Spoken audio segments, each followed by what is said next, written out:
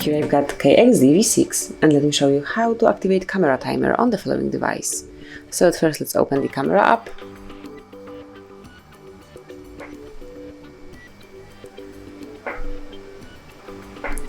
Let me add some settings and then smoothly tap on this timer icon right here. So as you can see, it can be 3 seconds, 10 seconds or then you can switch it off. So let me show you how it works with 3 seconds.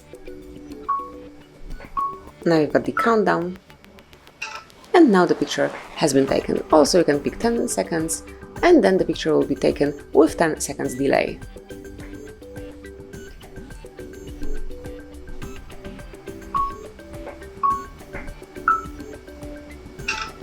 And this is it. This is how you can activate camera timer. Then just tap one more time to see off. And now as you can see, it's switched off and you can take picture right after the click. So that would be all. So you can activate and use camera timer on your device.